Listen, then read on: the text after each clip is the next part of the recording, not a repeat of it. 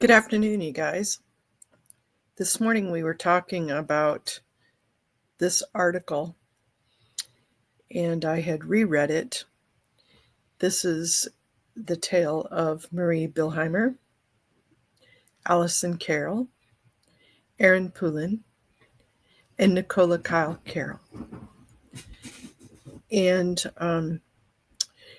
the Underground Bunker, Tony Ortega, I know we happen to read a lot of his articles, but he does seem to present the information in its full entirety.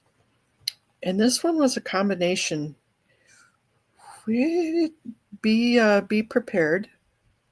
This one hurt me. This one brought some tears to my eyes. But let's get into it. Let me read it to you. It's kind of a little lengthy. Disconnection, neglect, and suicide. Scientology. It's even worse than you think. Beautiful Marie Bilheimer. We first heard from Marie Bilheimer more than a year ago. Like so many other former members of the Church of Scientology, she wanted to communicate with us even though she wasn't ready to go public with her story. We understood Marie is one of the more disturbing tales that we've heard, and we told her we'd be here when she decided she wanted our readers to hear what she had been through. We're hearing from a lot of people now that Leah Remini is changing the public understanding of Scientology in a big way with her A&E series, Scientology in the Aftermath.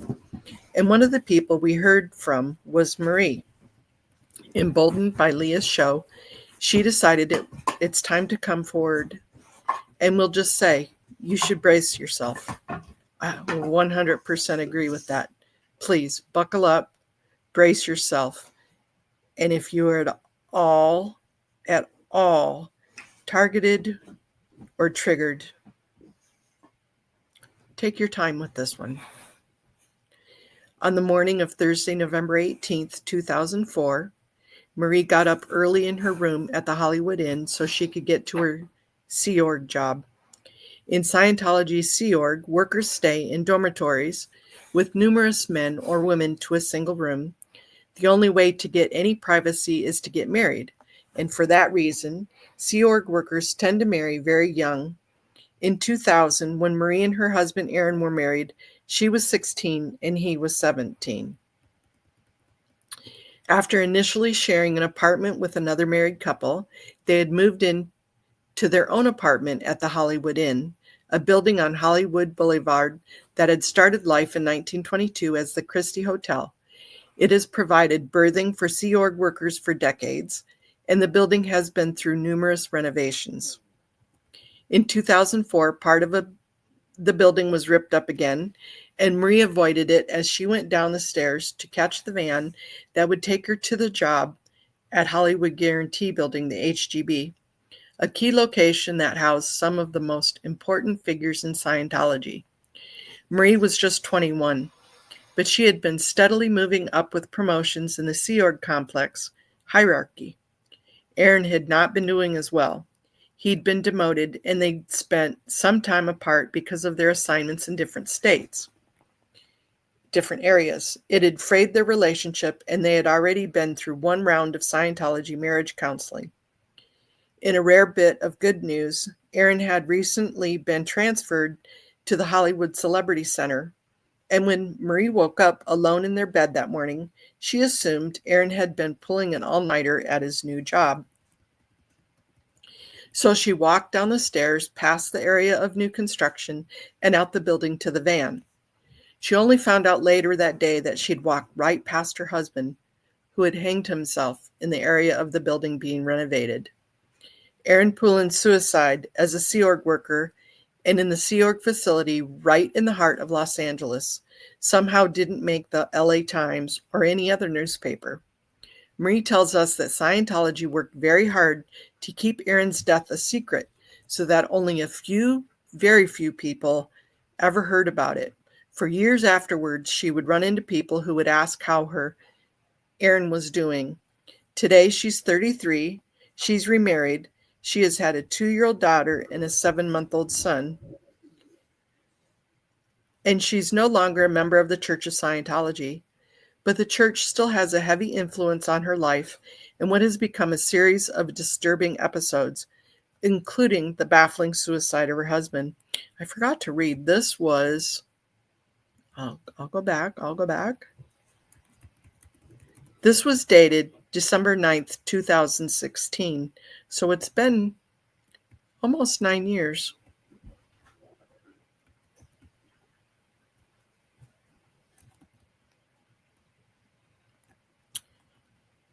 Here's the next picture.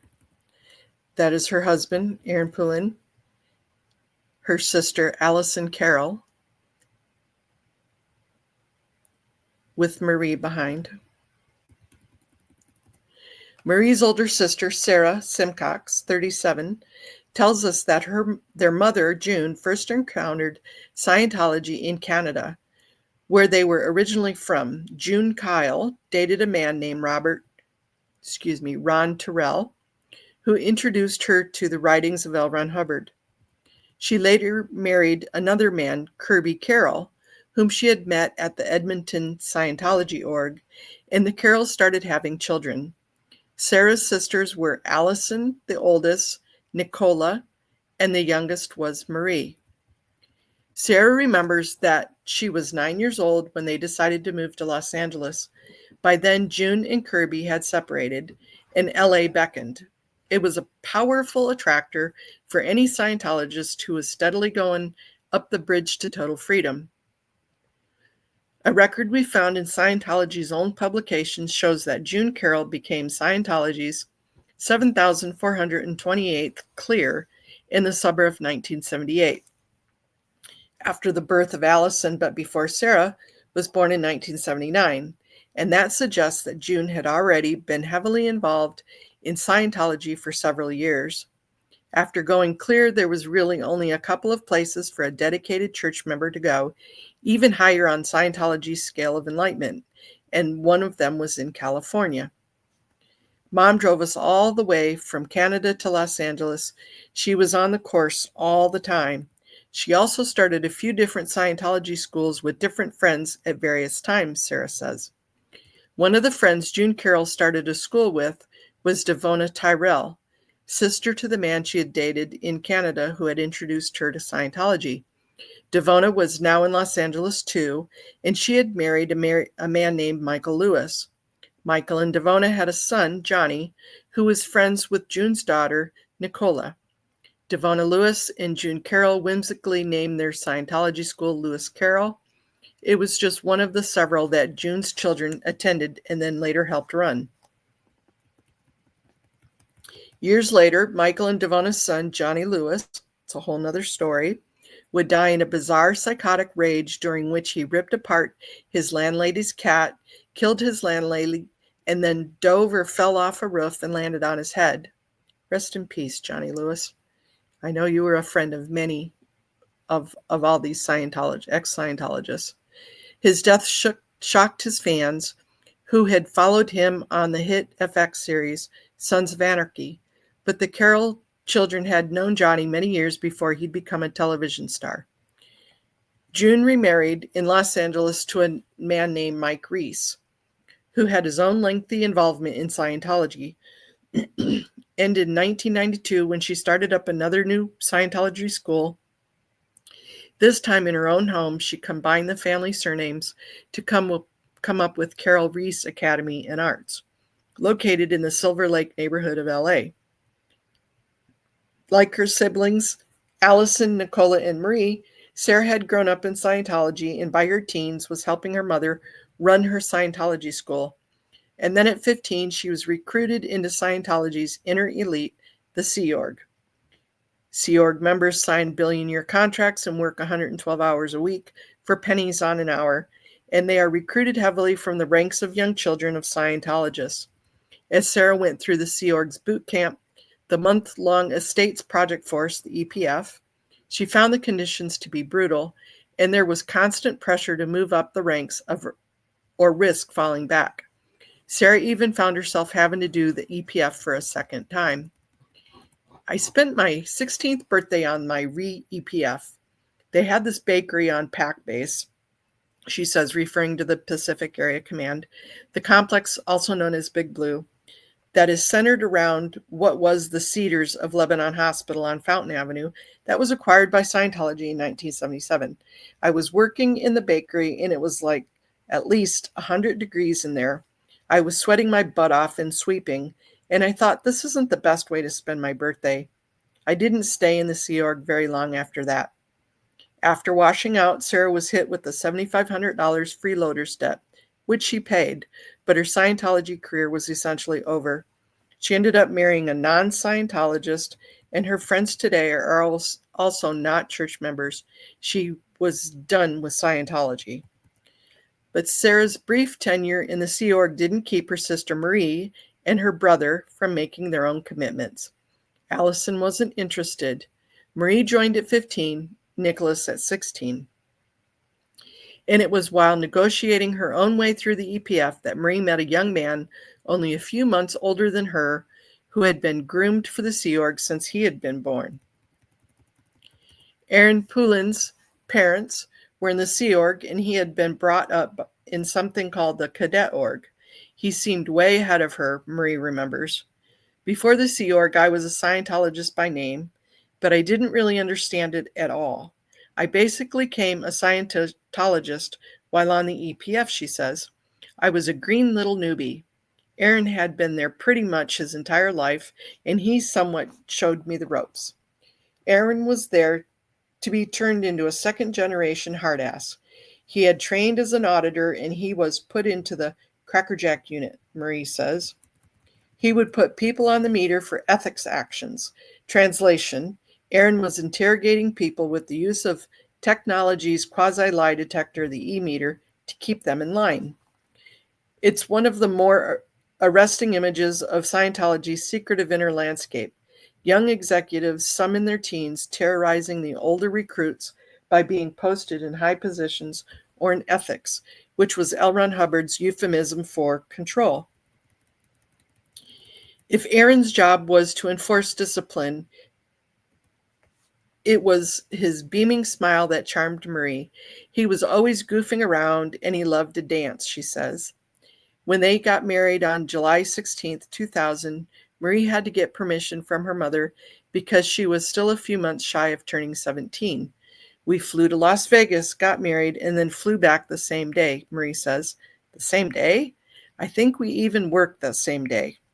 Well, that was the Sea Org later. They had an actual wedding at Elysian Park near Dodger Stadium. I did all the flowers and made cupcakes. Marie's sister Sarah said, at the last minute, Aaron said he wanted a bachelor party, so we rented a hotel room for him and some friends. I'm sure they just sat around and watched television, she adds with a laugh. He was always smiling, and he was a dapper dresser. He took a lot of pride in his appearance. At the wedding, people from the Sea Org kept cycling in and out because they had to go back on post. No one really had time off to be there. Marie was so busy, she couldn't make it to any fittings for her dress, and they had to guess at her size. Sarah remembers trying to explain what the Sea Org was to the dressmaker and why the bride couldn't come in and get sized. The dress ended up being a little big, and she was swimming in it, Sarah remembers. After the wedding, Marie and Aaron moved into the room at Pack Base and then to the Hollywood Inn, but Marie's promotion soon took her to a special unit, the Commodore Messengers Organization International Extension, CMO-IXU, which sent her for 9 months to Scientology's Flagland base in Clearwater, Florida. Marie says that the time at the Flag was a strain on her marriage. She became aware that Aaron, who was now just out of his teen years, had begun making trips to a Hollywood mall at night. When she came home from Flag, she confronted him about things she was hearing. He admitted that he had spent time with other women, and so they decided to get some Scientology marriage counseling. They've written about the brands of, it's actually just an auditor sitting the couple down, repeatedly asking them just 2 questions over and over again. First one member of the couple and then the other. While she held the sensors of the e-meter in her hands, Marie would have been asked, "What have you done to Aaron? And what have you withheld from Aaron?" over and over and over. And then it would be Aaron's turn. That was actually kind of fun when we decided to stay married, Marie says. But adding to their stress was while Marie's career was rising, Aaron kept getting into trouble and he was demoted. We asked Marie why she thought she was doing so well at the same time, and he struggled. "I toed the line and always kept my stats up, more out of fear than anything.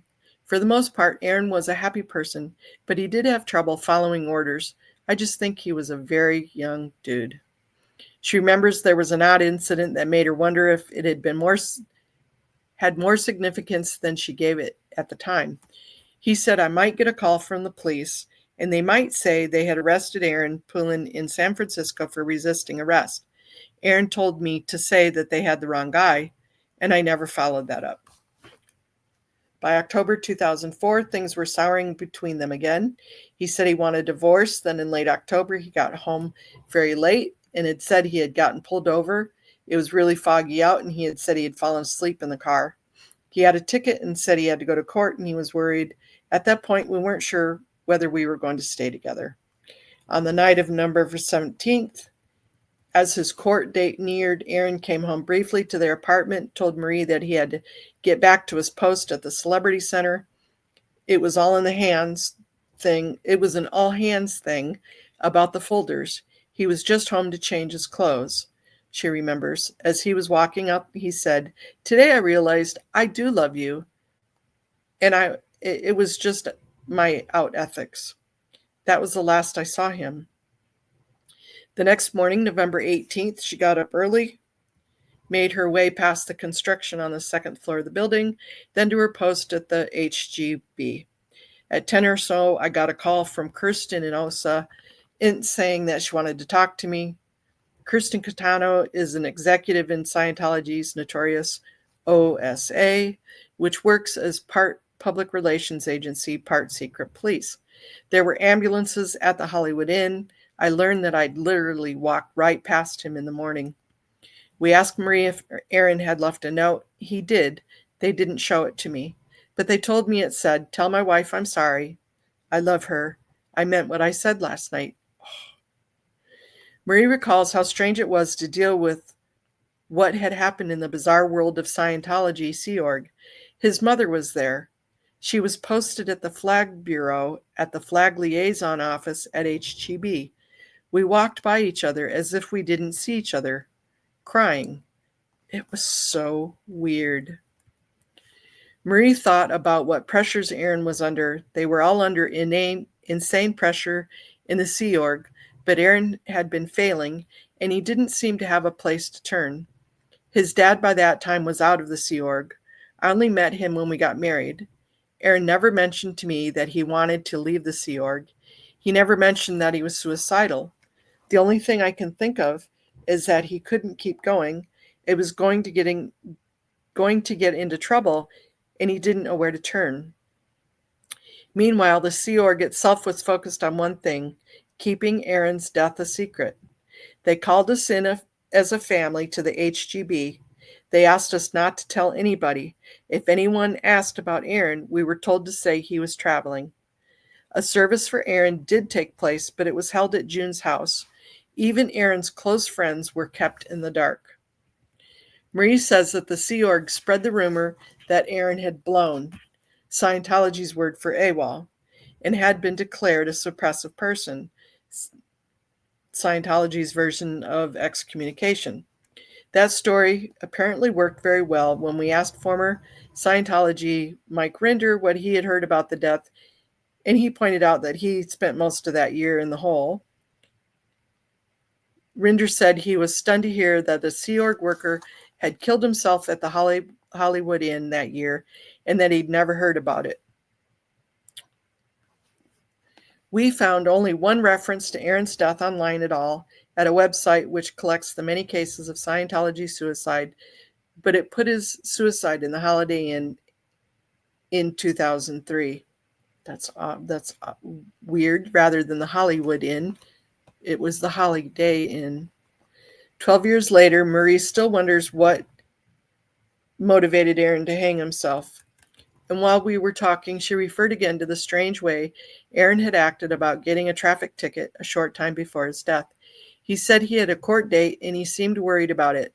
When she brought it up this time, she mentioned it to us when he had cleaned out their apartment after his death, she'd come across the ticket.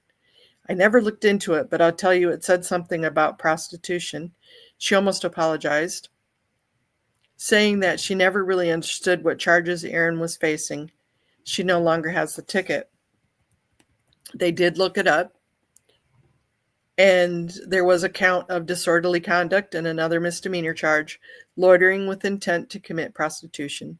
It's a common charge that police make when they suspect that a prostitute is loitering in a particular spot looking for a customer. The next day, after Marie had spent some time with that information, she sent us an email. It's been a lot to process and a little difficult getting back into the headspace since I've worked hard to push it out of my mind for so long. I don't know if this was a regular occurrence or a one-time thing, and he happened to get caught that one time. I don't even know what he was actually doing, what he was struggling with. I don't really know. It's possible he was gay and was unable to express that, or he was confused and didn't really know what he was feeling. I wish he would have shared it with me, and if he had, I hope he'd have been able to help him. When I did the TRs and objectives starting out in Scientology, it went pretty rough, and I had review. This was a quote from him. Auditing because it wasn't going well, and during that auditing, I admitted to dressing up in women's clothing. It was treated as a withhold, something I should be ashamed of and that Scientology could cure me of. And that was still in my mind when I joined the Sea Org. I wasn't hiding it, and when I was graduating my EPF at the Celebrity Center, it sort of was an issue. They basically had me do a sec check. Oh, this was a quote from Nichola Kyle-Carroll. Was sent to the Pasadena org to work as a flag rep, encouraging Scientologists there to book trips for expensive upper-level courses at the Flagline base in Clearwater, Florida. Nichola was twice married to women in the Sea Org, but each time they were assigned to different posts in different cities and didn't live together. The first marriage only lasted about 6 months. I was very depressed during this time. At one point, I even wrote to David Miscavige saying who I was in a past life and looking for some kind of help. And right around the time that Aaron took his own life, I was told that I had to leave the Sea Org. They said I was never qualified to have been in the Sea Org in the first place, and I never should have been in it. Because I was trans and I had gross and glaring outpoints, I was low-toned, and the fact that I was also telling them on occasion that I was suicidal. Right around the time of Aaron's 2004 death, Nichola was told to leave. They pulled me off my job. I had a few people under me at that point, but I couldn't tell anyone what I was doing. I did a sec check for about a month, getting off all my crimes I had committed. That was a bit rough. Nichola had talked about being trans and about suicide, so they wanted her out of their hair. They turned my sibling loose, this is Sarah talking, and didn't tell us that she was suicidal, and at that point, Nikki wasn't identifying to us as a female. I found that really troubling because she did have one psychotic episode later. Scientology says it was so great that it's saving the planet, but they turned this person out without even telling her family that she was suicidal. That's troubling to me. Meanwhile, Marie was still trying to hold things together with her husband's suicide. Only a handful of people even knew about it. I just sat there at my desk crying. At a certain point, with Kirsten Catano, we decided it was best that I leave the post. They said I could go anywhere I wanted, but at that point, all my family was in Los Angeles, so I didn't want to go anywhere. The others in the Sea Org hadn't been told what happened, so they treated her like any other recruit. The others treated me like shit. I got put in regular berthing, and then I got written up for abandoning my post. Every Saturday, there would be a staff briefing, and a lecture by L. Ron Hubbard would be played. They decided to play the marriage lecture. I was sitting in the front row. The person who chose the tape that day knew my situation. It was just inappropriate and weird. It was only 3 days after Aaron's death. I got up and walked out in front of 800 people at the base. She decided to leave the Sea Org. After a sec check, she routed out standardly and was out early in 2005. She was still just 21 years old. I moved in with my parents and got a job at a wise company. She referred to the firms that operate fronts for Scientology through the World Institute of Scientology Enterprises. She was also hit with a freeloader debt of $160,000, but she didn't pay any of it. 2 years later, in 2007, Marie met Scott Bilheimer, another second-generation Scientologist. But after they started spending time together, Marie began to move away from Scientology over the next several years. By 2012, she considered herself out of the church, the result of reading En Theta, negative press, about the organization on the internet. In the meantime, Nichola walked through a plate glass window. She describes the 2010 event as an emotional meltdown and sounds like it might have been a fugue state. She was thinking about Scientology and her family one moment, and the next she woke up in an ambulance and had suffered serious blood loss because of gashes caused by the glass. My older sister Alison helped take care of me at that time. And from there, I was thinking I can't ignore those feelings anymore. I talked to a therapist to get permission to get hormones. That didn't go over well with my parents. They weren't enthusiastic about that. While Nichola was recovering from her injuries and began her physical transition, Alison moved back in with her parents. Remember, there was Alison, Sarah, Marie, and Nichola. Alison moved back in with her parents. She was not doing well. She had been fired from a teaching job because she came to work with alcohol on her breath, Nichola says. For years, we knew she was having trouble with alcohol, but she had been holding down a job and managing her relationships, Sarah tells us. Then she got let go from a couple of jobs because of alcohol, and that made her spiral down even further. She stayed with me for a while. I tried to get her to a therapist, but she wouldn't have it. I think her problem was more about depression than alcohol anyway. She moved around, staying with friends or family. Alison's situation continued to deteriorate. 3 years ago, about this time of year, Sarah's husband decided he needed to do something about Alison's situation. My husband's not a Scientologist. He's been a great sport about all of this the whole time. But he tried to get Alison to the hospital. You need help, he told her. Alison continued to refuse. She was pretty much bedridden with it by this time, Nichola says, and Alison was in a second-floor bedroom in the same house where her mother, June, ran a Scientology school on the ground floor. Since 1992, June had run the Carroll Reese Academy and Arts in her own home. And while her daughter deteriorated upstairs, June continued to run classes downstairs. But that September in 2014, June had made plans to close down her school after 22 years. In the meantime, she was still working diligently at her Scientology courses. On September 20th, 2014, she posted a photograph of herself with her newest certification on her Facebook page.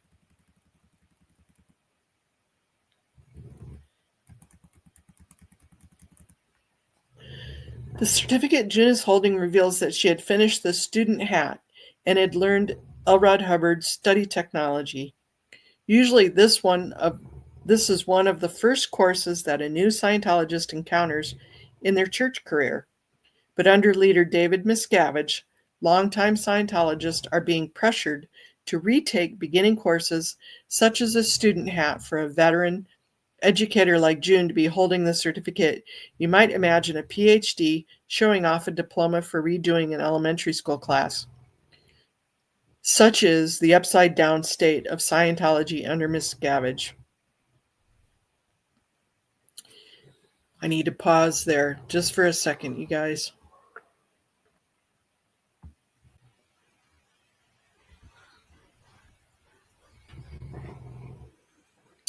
3 days after June posted this photo of herself to Facebook, she made a grim discovery in her own house.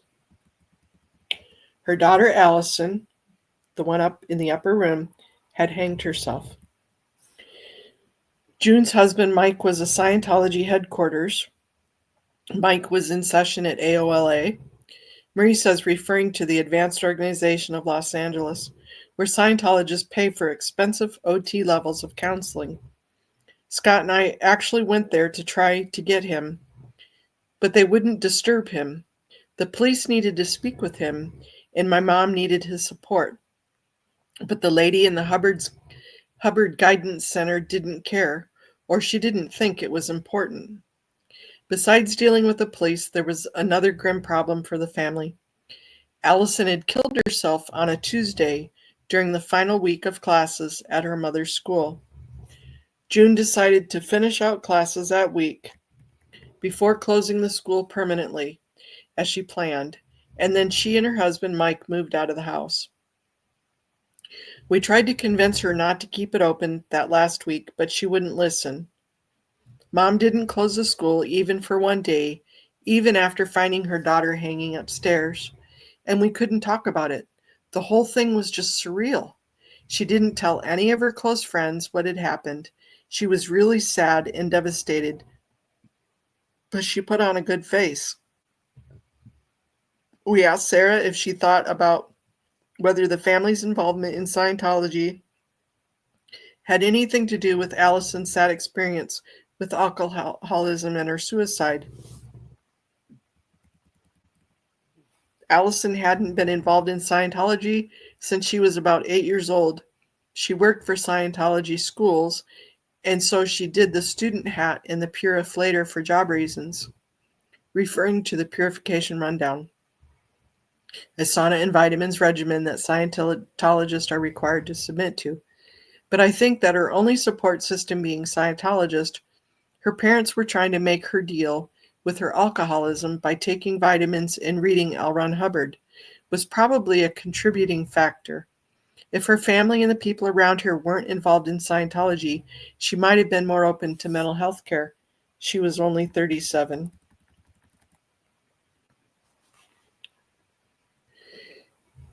During this week episode of the Scientology in the Aftermath, Leah Remini attempted to explain to people who have never spent any time in Scientology why it can be so easy to rip apart a Scientology family. In part, it comes from L. Ron Hubbard's bizarre ideas about the true, ancient nature of human beings and the intense dedication demanded of Scientologists. I'm not going to read through that. It is the kind of thinking that allowed Scientology to talk parents into abandoning their own children or the other way around. By the time of the 2014 suicide of Alison Carroll, the rest of the family was holding together only very uneasily. Nichola had struggled to find a place for herself in post-Sea Org life. She had skills in 3D computer design, but she was mocked about her transition at a job in Huntington Beach. She stayed for a while with Sarah in San Francisco and got a food delivery job just to bring in some money. It was a pretty rough period. I was even staying in my sister Alison's car for a few weeks. But then she got into a house with some friends in Oakland, and earlier this year she got a job that she describes as the best she's had in her life. It's helping her cope with being disconnected from her mother. And honestly, I heard an update about Nichola is that she's just the happiest that she's ever been, and she's doing wonderful. So that's obviously incredible to hear. It's been a long time coming, she says. Several years ago, Nichola became active at the Why We Protest and Ex-Scientology Kids websites using a pseudonym. She posted a letter about her experience as a trans woman, addressing it to her family. I had left a few personal details in there, and somebody figured out it was me. Scientology's OSA contacted June, the mom. She was told it would be an issue for her continuing with Scientology services, so she came to me about it. I told her I believed I should be able to talk about it. I wasn't wrong to have an issue with the church that hadn't treated me very well. That went around between us for a couple of years. They had let her do the PTS SP course, but she couldn't do the OT levels. In other words, June was allowed to finish up another relatively low-level course, but she couldn't make progress where it really mattered, moving up through the highest and most expensive levels, not as long as she had a daughter posting negative material about the church on such hated websites. The next incident that brought things to a head occurred on Facebook last year. Nora Crest, a contributor here at the Underground Bunker, who has written brilliantly about her own experiences with sexual orientation in Scientology, posted something to her Facebook page that Nichola was impressed by.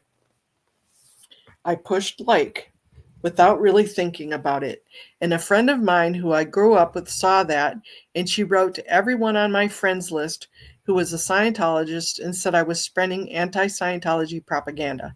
She also wrote a report to the church. I was told I had to unfriend Nora and do some sort of handling about the things I had posted. I said I didn't want to do that. I didn't want to be bullied anymore. I guess at that point I got officially declared, but I never saw a document. In August last year, Nichola went to her mother's house in Los Angeles to pick through some of Alison's things that her mother was saying she was going to donate. It was while I was looking through Alison's things that they told me they weren't going to speak to me anymore. It was that same day I was there to go through Alison's things, and yeah, that's when my mom told me I had been declared and they were disconnecting from me. My heart just breaks. Marie and Sarah refused to disconnect from their sister Nichola. My mom was getting pressured to deal with Marie too. Marie had her own issues with the church, again, over minor things like Facebook post. For sticking by their sister, Marie and Sarah were also told by June that she was disconnecting from them. Mom disconnected from me officially when I was 6 months pregnant. She's disconnecting from us just when we're having our grandchildren. Because Nichola got declared, I've always been supportive of my mom in Scientology. I understand that it's really key to her identity on the planet. When my sister died, I even encouraged her to get help from people at the org. So it was really weird that she was disconnecting from me when I hadn't said anything negative about Scientology. I don't think I'm declared. I was just disconnected by my mother because my sister was declared and I stood by her. I told her I didn't want to lose my mom after losing my sister, and I wanted her to hold my son, but she turned away from us. She's disconnecting from us because we're supposedly making Scientology look bad, but she's making it look far worse. Marie said she found out this September that she and her husband had both been declared SPs. People we knew started jumping ship. It's been a lot of family and friends who have been dropping their connection to us randomly here and there. And then last month there was a showdown of sorts. The entire clan and hundreds of friends were invited to the 90th birthday party of June's mother, Kay, to take place in Edmonton. When we were booking our tickets and talking to our aunts and uncles, they were asking us, how is this going to work? We really didn't know, Nichola says. On the day they were set to fly up, there was only a single flight scheduled from LA to Edmonton. And there were my parents at the check-in counter just as we were walking up. Sarah had her 3-month-old son. Marie had her daughter and her own 6-month-old son. They were standing there with their kids, and my parents wouldn't talk to them. They got on the same plane, and they still wouldn't talk to them. She just straight up ignored us and my baby. She's never met him. It's so bizarre. The party in Edmonton for the grandmother Kay, who had been a popular local teacher, drew hundreds to the large hall. My mom was literally on the dance floor at the same time as Marie with her little daughter, and they didn't acknowledge her. They didn't say anything. It took me 3 years to get pregnant, and my mom disconnected from me right when I got pregnant, and within a year of my sister dying. I never needed her more than at that moment. She couldn't put Scientology aside. Her progress on the bridge is more important to her than any of us. I wrote to her and I said, how can you achieve spiritual freedom and devastate your entire family? I'm going to repeat that question. How can you achieve spiritual freedom and devastate your entire family? She didn't get an answer, and neither did we when we called June Reese and left her a detailed message. If she gets back to us, we'll add whatever she says to this article. It's a picture of the kids. Nichola, disconnected. Alison, hanged. Aaron, hanged. Marie, disconnected. And Sarah, disconnected. How do you achieve spiritual freedom when devastating your whole family? I told you guys, buckle up. Definitely buckle up. Let's look at some of the Scientology crimes associated with this.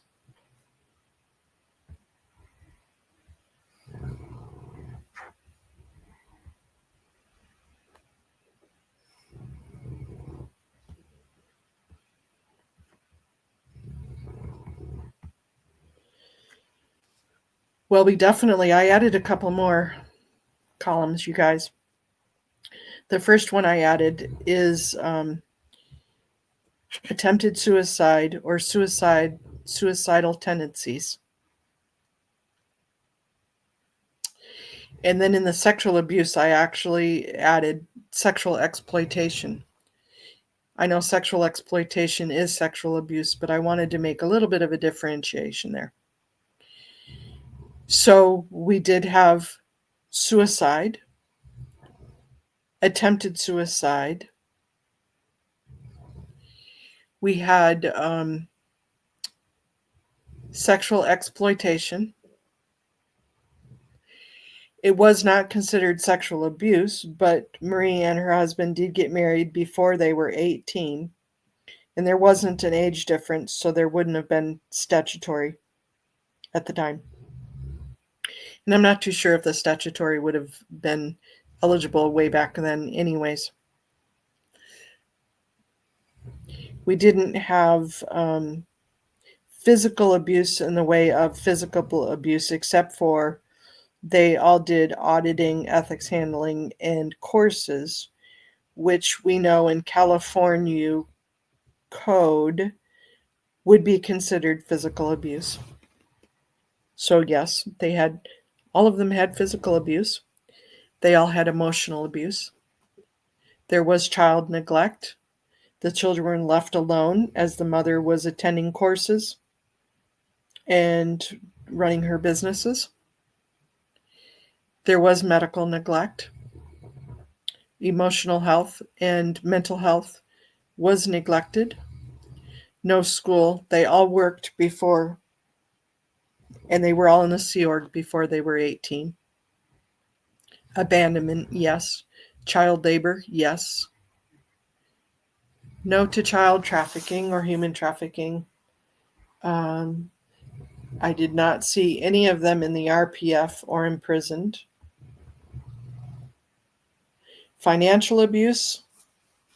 One person did pay for her freeloader debt. The other did not. Extortion. That could be with the freeloader debt. Coercion. Yes, they were told they needed to get married. Harassment and stalking. There was no evidence in here about that.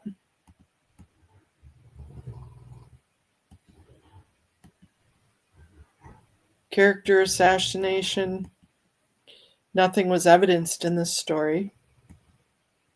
Covering up of crimes, yes. Concealment, yes. Accessory after the fact, yes. Human rights violations, yes. Intimidation, yes. The Duty of care. Well, since they were married, two of them were married, the duty of care would have been by the wayside, but the others were in the Sea Org. Failure to report, yes. Silencing conspiracy, yes. Quite a few criminal acts. What are your thoughts? Should you want to discuss this? Or if maybe Marie or Nichola or Sarah would like to leave comments or talk about it, please email me. I would love that. Thank you for your time. Thank you for talking about this. Definitely not an easy subject. Thank you. I appreciate it. Have a wonderful evening.